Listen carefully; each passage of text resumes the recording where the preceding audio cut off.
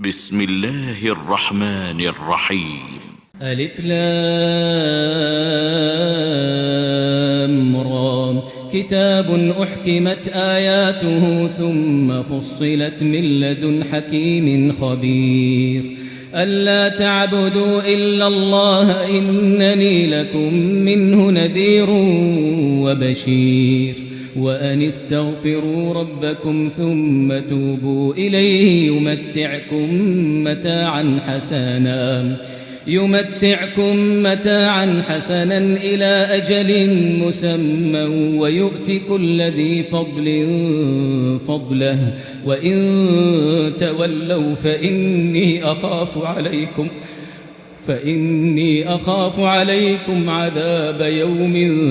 كبير إلى الله مرجعكم وهو على كل شيء قدير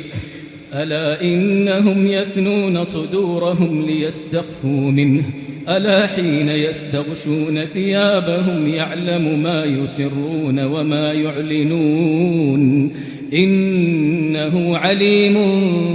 بذات الصدور وما من دابة في الأرض إلا على الله رزقها ويعلم مستقرها ومستودعها كل في كتاب مبين وهو الذي خلق السماوات والأرض في 6 أيام وكان عرشه على الماء ليبلوكم أيكم أحسن عملا ولئن قلت إنكم مبعوثون من بعد الموت ليقولن الذين كفروا إن هذا إلا سحر مبين ولئن أخرنا عنهم العذاب إلى أمة معدودة ليقولن ما يحبسه ألا يوم يأتيهم ليس مصروفا عنهم وحاق بهم ما كانوا به يستهزئون ولئن أذقنا الإنسان منا رحمة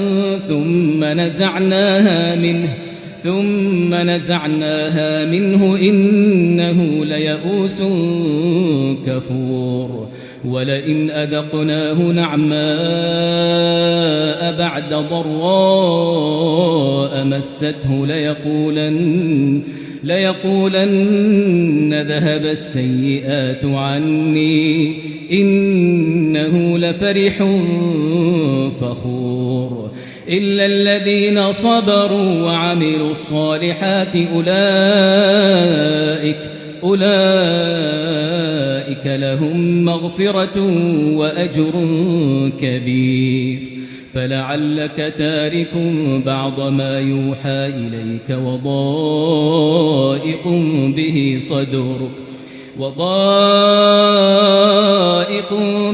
صدرك أن يقولوا لولا أنزل عليه كنز أو جاء معه ملك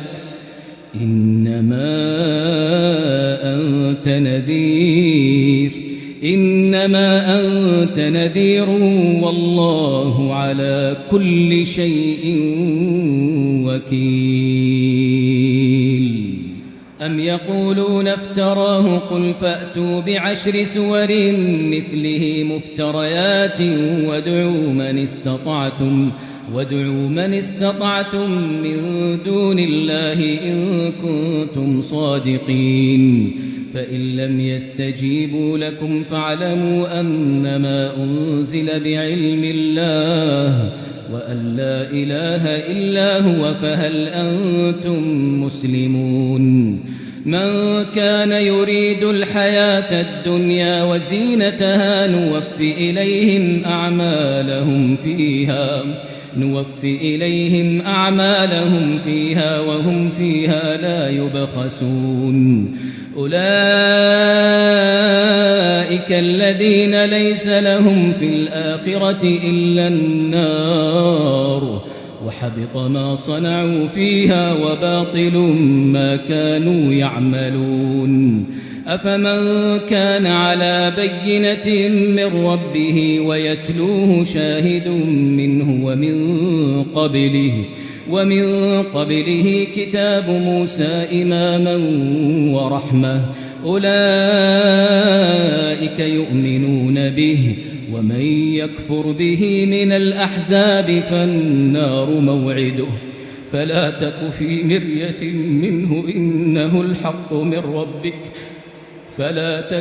مرية منه إنه الحق من ربك ولكن أكثر الناس لا يؤمنون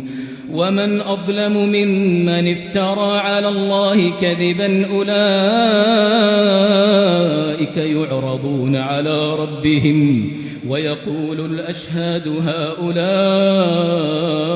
الذين كذبوا على ربهم ألا لعنة الله على الظالمين الذين يصدون عن سبيل الله ويبغونها عوجا وهم بالآخرة هم كافرون أولئك لم يكونوا معجزين في الأرض وما كان لهم من دون الله من أولياء يضاعف لهم العذاب ما كانوا يستطيعون السمع وما كانوا يبصرون أولئك الذين خسروا أنفسهم وضل عنهم ما كانوا يفترون لا جرم أنهم في الآخرة هم الأخسرون إن الذين آمنوا وعملوا الصالحات وأخبتوا إلى ربهم أولئك أصحاب الجنة هم فيها خالدون مثل الفريقين كالأعمى والأصم والبصير والسميع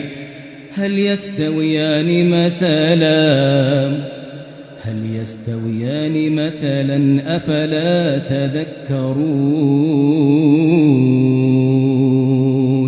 ولقد أرسلنا نوحا إلى قومه إني لكم نذير مبين ألا تعبدوا إلا الله إني أخاف عليكم عذاب يوم أليم فقال الملأ الذين كفروا من قومه ما نراك إلا بشرا مثلنا وما نراك اتبعك إلا الذين هم أراذلنا بادي الرأي وما نرى لكم علينا من فضل بل نظنكم كاذبين قال يا قوم أرأيتم إن كنت على بينة من ربي وآتاني رحمة من عنده فعميت عليكم أنلزمكموها وأنتم لها كارهون ويا قوم لا أسألكم عليه مالا إن أجري إلا على الله وما أنا بطارد الذين آمنوا إنهم ملاقو ربهم ولكني أراكم قوما تجهلون ويا قوم من ينصرني من الله إن طردتهم أفلا تذكرون ولا أقول لكم عندي خزائن الله ولا أعلم الغيب ولا أقول إني ملك ولا أقول للذين تزدري أعينكم لن يؤتيهم الله خيرا الله أعلم بما في أنفسهم إني إذا لمن الظالمين قالوا يا نوح قد جادلتنا فأكثرت جدالنا فأتنا بما تعدنا إن كنت من الصادقين قال إنما يأتيكم به الله إن شاء وما أنتم بمعجزين ولا ينفعكم ينفعكم نصحي إن أردت أن أنصح لكم إن كان الله يريد أن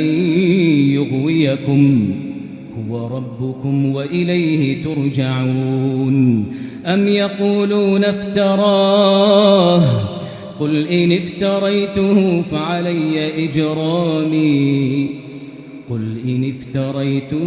فعلي إجرامي وأنا بريء مما تجرمون. وأوحي إلى نوح أنه لن يؤمن من قومك إلا من قد آمن فلا تبتئس بما كانوا يفعلون واصنع الفلك بأعيننا ووحينا ولا تخاطبني في الذين ظلموا إنهم مغرقون. ويصنع الفلك وكلما مر عليه ملأ من قومه سخروا منه قال إن تسخروا منا فإنا نسخر منكم كما تسخرون فسوف تعلمون من يأتيه عذاب يخزيه ويحل عليه عذاب مقيم. حتى إذا جاء أمرنا وفارت النور قل نحمل فيها من كل زوجين اثنين وأهلك إلا من سبق عليه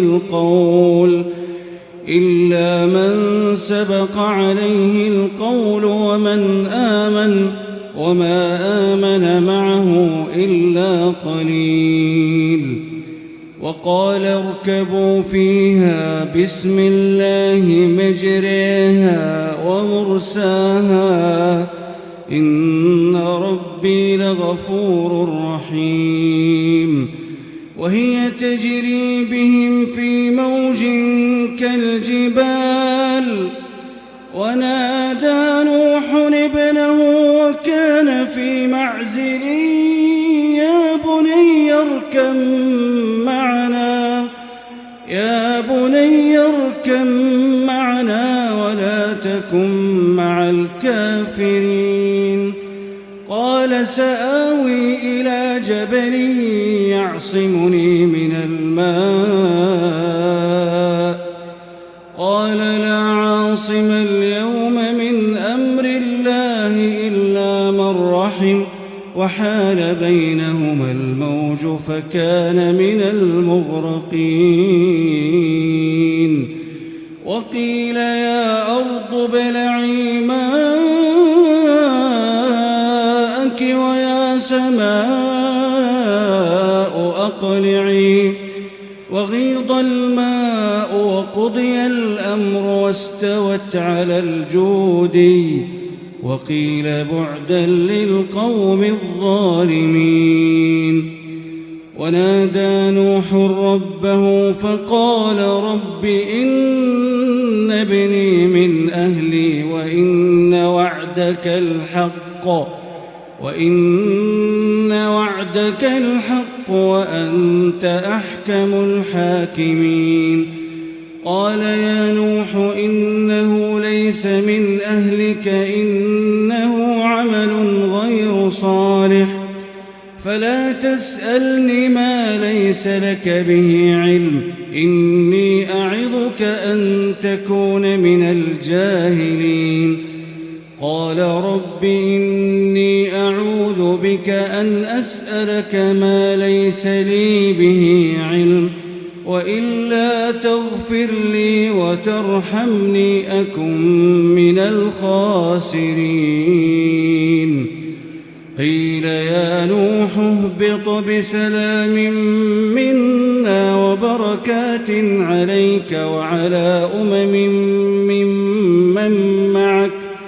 وأمم سنمتعهم ثم يمسهم منا عذاب أليم. تلك من أنباء شريك ما كنت تعلمها أنت ولا قومك من قبل هذا فاصبر إن العاقبة للمتقين. وإلى عاد أخاهم هودا قال يا قوم اعبدوا الله ما لكم من إله غيره إن أنتم إلا مفترون. يا قوم لا أسألكم عليه أجرا إن أجري إلا على الذي فطرني أفلا تعقلون. ويا قوم استغفروا ربكم ثم توبوا إليه يرسل السماء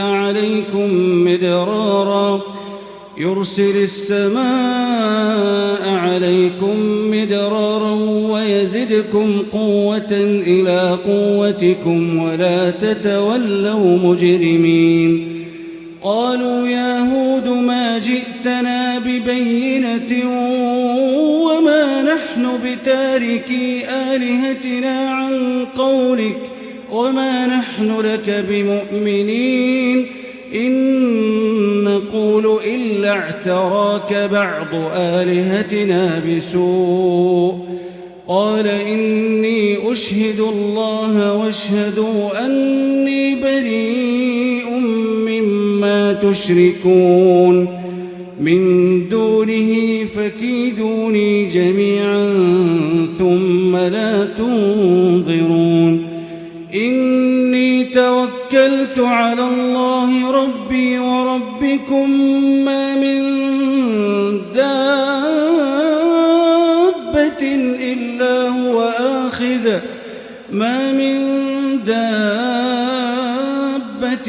إلا هو آخذ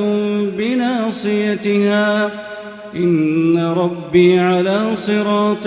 مستقيم. فإن تولوا فقد أبلغتكم ما أرسلت به إليكم ويستخلف ربي قوما غيركم ولا تضرونه شيئا إن ربي على كل شيء حفيظ. ولما جاء أمرنا نجينا هودا والذين آمنوا معه برحمة منا ونجيناهم من عذاب غليظ. وتلك عاد جحدوا بآيات ربهم وعصوا رسله واتبعوا أمر كل جبار عنيد. وأتبعوا في هذه الدنيا لعنة ويوم القيامة ألا إن عادا كفروا ربهم ألا بعدا لعاد قوم هود. وإلى ثمود أخاهم صالحا قال يا قوم اعبدوا الله ما لكم من إله غيره هو أنشأكم من الأرض واستعمركم فيها فاستغفروه ثم توبوا إليه إن ربي قريب مجيب. قالوا يا صالح قد كنت فينا مرجوا قبل هذا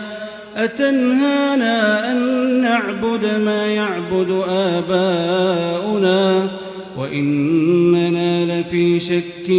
مما تدعونا إليه مريب.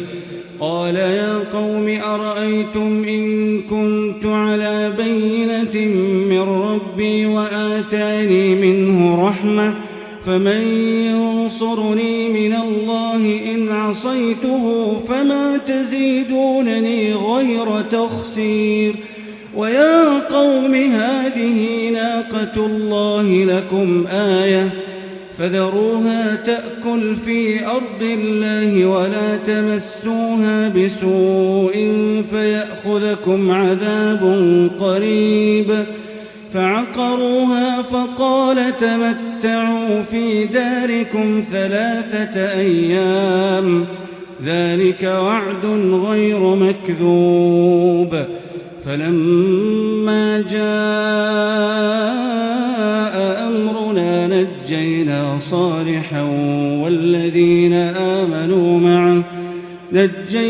صالحا والذين آمنوا معه برحمة منا ومن خزي يومئذ إن ربك هو القوي العزيز وأخذ الذين ظلموا الصيحة فأصبحوا في ديارهم جاثمين كأن لم يغنوا فيها ألا إن ثمود كفروا ربهم ألا بعدا لثمود ولقد جاءت رسلنا إبراهيم بالبشرى قالوا سلاما قال سلام فما لبث أن جاء بعجل حنيذ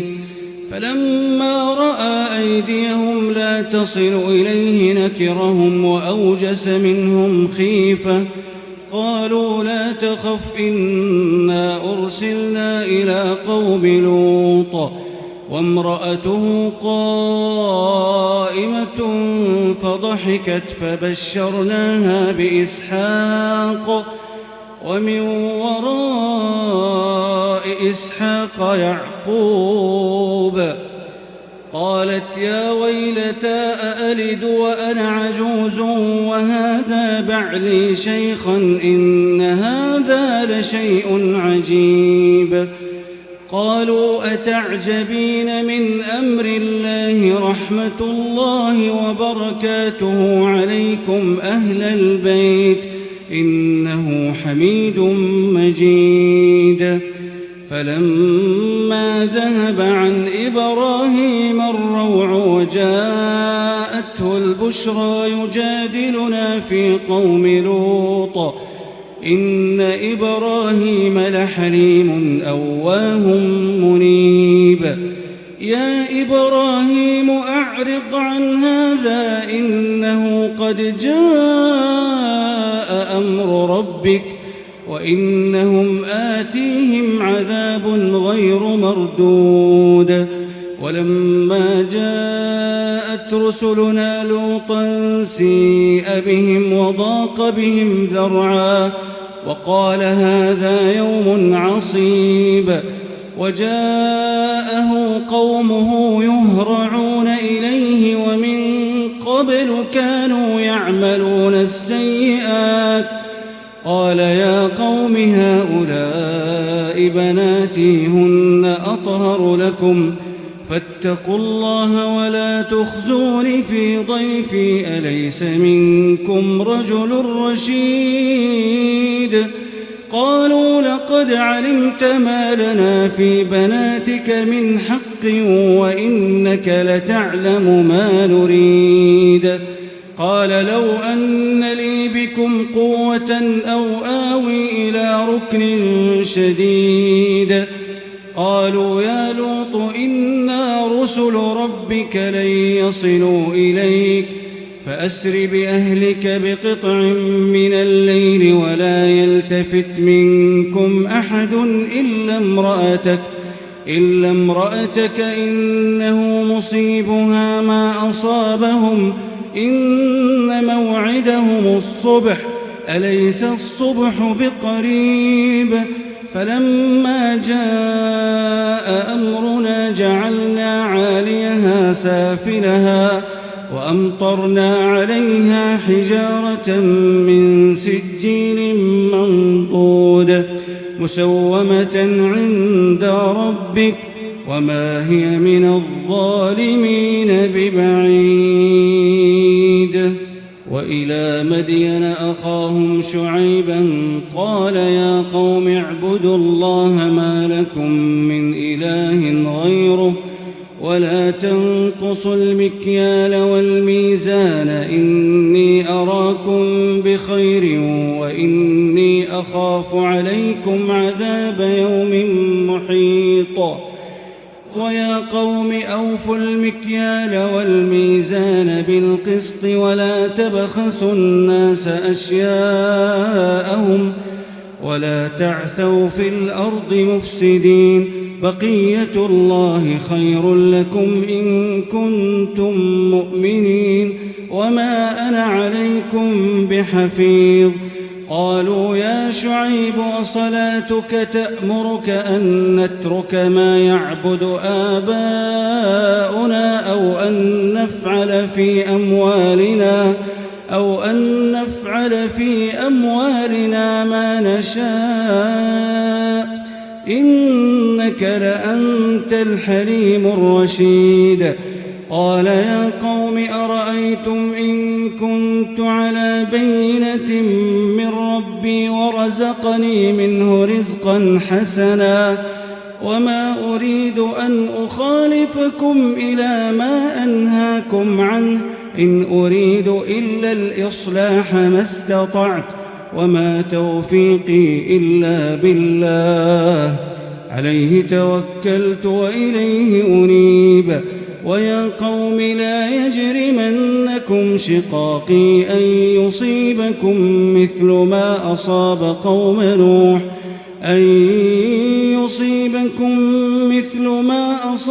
قوم نوح أو قوم هود أو قوم صالح وما قوم لوط منكم ببعيد. واستغفروا ربكم ثم توبوا إليه إن ربي رحيم ودود. قالوا يا شعيب ما نفقه كثيرا مما تقول وإنا لنراك فينا ضعيفا ولولا رهطك لرجمناك وما أنت علينا بعزيز. قال يا قوم أرهطي أعز عليكم من الله واتخذتموه وراءكم ظهريا إن ربي بما تعملون محيط. ويا قوم اعملوا على مكانتكم إني عامل سوف تعلمون من يأتيه عذاب يخزيه ومن هو كاذب وارتقبوا إني معكم رقيب. ولما جاء أمرنا نجينا شعيبا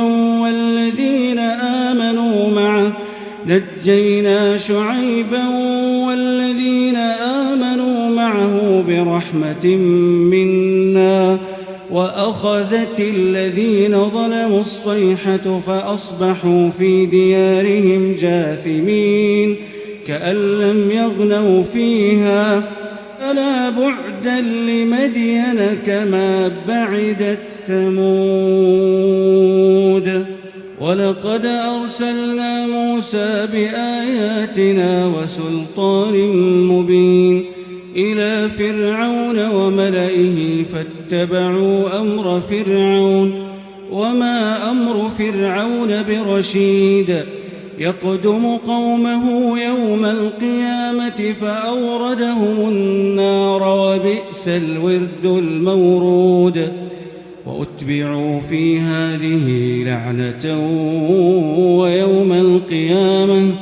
بئس الرفد المرفود. ذلك من أنباء القرى نقصه عليك منها قائم وحصيد. وما ظلمناهم ولكن ظلموا أنفسهم فما أغنت عنهم آلهتهم التي يدعون من دون الله من شيء لما جاء أمر ربك وما زادوهم غير تتبيب. وكذلك أخذ ربك إذا أخذ القرى وهي ظالمة إن أخذه أليم شديد. إن في ذلك لآية لمن خاف عذاب الآخرة ذلك يوم مجموع له الناس وذلك يوم مشهود. وما نؤخره إلا لأجل معدود يوم يأتي لا تكلم نفس إلا بإذنه فمنهم شقي وسعيد فأما الذين شقوا ففي النار لهم فيها زفير وشهيق خالدين فيها ما دامت السماوات والأرض إلا ما شاء ربك إن ربك فعال لما يريد وأما الذين سعدوا ففي الجنة خالدين فيها ما دامت السماوات والأرض إلا ما شاء ربك عطاء غير مجذوذ فلا تك في مرية مما يعبد هؤلاء ما يعبدون إلا كما يعبد آباؤهم من قبل وإنا لموفوهم نصيبهم غير منقوص ولقد آتينا موسى الكتاب فاختلف فيه ولولا كلمة سبقت من ربك لقضي بينهم وإنهم لفي شك منه مريب وإن كلا لما ليوفينهم ربك أعمالهم إنه بما يعملون خبير فاستقم كما أمرت ومن تاب معك ولا تطغوا إنه بما تعملون بصير ولا تركنوا إلى الذين ظلموا فتمسكم النار وما لكم من دون الله من أولياء ثم لا تنصرون وأقم الصلاة طرفي النهار وزلفا من الليل إن الحسنات يذهبن السيئات ذلك ذكرى للذاكرين واصبر فإن الله لا يضيع أجر المحسنين فلولا كان من القرون من قبلكم أولو بقية ينهون عن الفساد في الأرض إلا قليلا ممن أنجينا منهم واتبع الذين ظلموا ما أترفوا فيه وكانوا مجرمين وما كان ربك ليهلك القرى بظلم وأهلها مصلحون ولو شاء ربك لجعل الناس أمة واحدة ولا يزالون مختلفين